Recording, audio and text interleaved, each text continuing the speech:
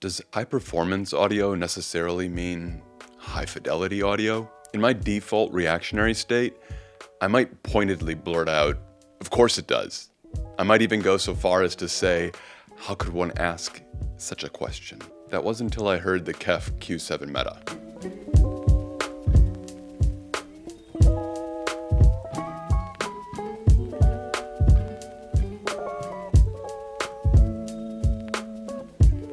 Just a brief interruption, esteemed viewers. If you enjoy our videos, you might also like our other work for audiophiles and music lovers: written equipment reviews, editor's choice ratings, product news, and music reviews.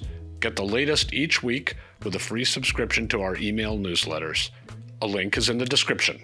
I'm Jason Methvessel, and I typically review products for the absolute sound that we consider to be options for individuals who are just getting into the world of foreground music listening, or for those looking for their next upgrade. Today I'm going to share with you my observations listening to a pair of dynamically rich, bass-thumping floor standers, the KEF Q7 Meta. I'll get back to that initial question provoked by these unassuming speakers in just a bit, but first, let's take a look at some of the design and build details. The Q series presents KEF's entry-level loudspeaker lineup, and with a trickle-down economy at play, this 9th generation benefits from revolutionary technologies originally developed for KEF's flagship Blade and Reference series speakers. Flagship innovations bundled into a roughly $1,800 US package, that's per pair, is a screamin' deal, and something to keep in mind when taking in the balance of this review. I've heard a number of speakers at twice that price that didn't sound nearly as well composed. In fact, I've recently been tossing a question around in my head. When it comes to floor standers, is there really anything worth buying below $3K? I'm obviously not the only one who's asked the question. In working my way through the introduction to Robert Harley's book, The Complete Guide to High-End Audio, he remarks that approximately $3,500 is the point below which a buyer's worthwhile options are few and far between. In my experience, the Q7 Meta is amongst that few, and I would expect nothing less from a company with the storied past, detailed market research, and R&D present at KEF. Getting back to the design, in addition to the two 6.5-inch woofers, the Q7's UniQ driver array now incorporates KEF's MAT technology, officially welcoming the Q series into KEF's Meta pedigree. MAT, metamaterial absorption technology, ensures lower high-frequency distortion by absorbing rearward sound waves radiated by the tweeter's dome. The Q7's ported cabinet measures just under 40 inches tall, is about 8 inches wide, and a little over a foot deep. The finish, available in satin black as in my review pair, satin white, or walnut, felt congruent with its price. The plinth is made of plastic, but I felt it was tastefully executed and a prudent cost savings, presumably to spend more where it counts. So did they spend more where it counts? Obviously I can't know with any sort of certainty, but had they not, I find it doubtful that I would have been provoked into pondering for so long my initial question. Does high-performance audio necessarily mean high-fidelity audio? Here at the Absolute Sound, it may be self-evident, our comparative reference when critiquing equipment is the absolute sound. That is the sound of live performers in a real space. You could say there is no higher fidelity than listening to an acoustic performance live. Or more accurately, in this scenario, fidelity is infinite. While this remains our reference, should it be the only metric used to judge whether amps, cables, turntables, cartridges, streamers, or speakers are good? Certainly not, and no one here would make that claim. On the other hand, can equipment be considered good, or even great, if it falls short on this metric? Absolutely.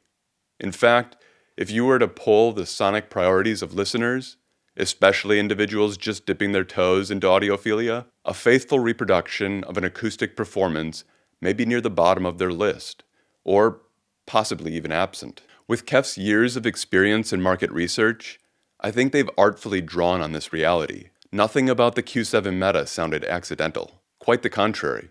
Nearly every characteristic that caught my attention sounded methodically intentional. This left me with a feeling of confidence when listening, that set me free to simply enjoy the music. That said, if you're one who tends towards being more analytical while listening, you may find yourself underwhelmed with the Q7s. Although I frequently pitch my tent in the analytical camp, the artful voicing of the Q7s made for enjoyable listening, track after track.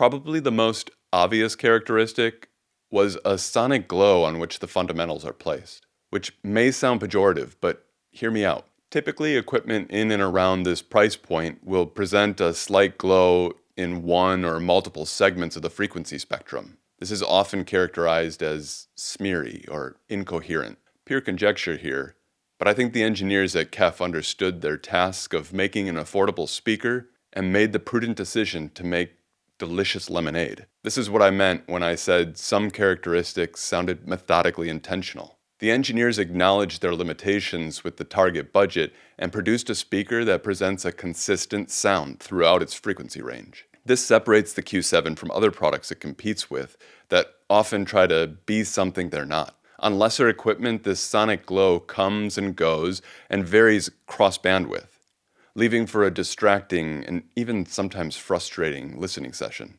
As I previously mentioned, the consistency rendered by the Q7s was confidence-inspiring and quite enjoyable. The visual that kept coming to mind was the ambient light feature of many modern TVs, used to reduce strain by presenting a gradual transition for the eye. This is what the Q7 sonic glow bestowed orally. Here it had a certain rightness. This sonic glow also helps facilitate a more spacious sound, making the space around the music feel airier and more delicate. Within this airy sound space, the sound stage filled the space between the speakers and offered an impressive depth. Individual performers were distinctly positioned on the sound stage while maintaining a feeling of togetherness, like a live performance. This is why I was left pondering my initial question. The performance of this speaker is remarkable, especially at its price. It's the balance of the Q7's frequency response that causes a very subtle departure from fidelity, with its gently rolled off highs. Being weighted more towards the bottom end, which most listeners prefer, means some instruments' upper harmonics are slightly muted. This minimizes their timbre and renders a slightly less real sonic experience. Female vocals are presented slightly veiled, but the gently rolled off treble takes some of the bite off the harsh transients from instruments like a trumpet, violin, or piccolo. Dynamics were engaging and immersive when the recording asked it of the speakers. The music felt as if it had life. In the opening track from Latvian radio big band's album Big Band Minimalism, The Girl in the Tree, the horns start out strong and the music gradually settles in. The Q7s present a strong opening punch, yet offer up all the details when the conductor calls the bass and woodwinds in to gently gather the band. The bass performance of the Q7s was noteworthy.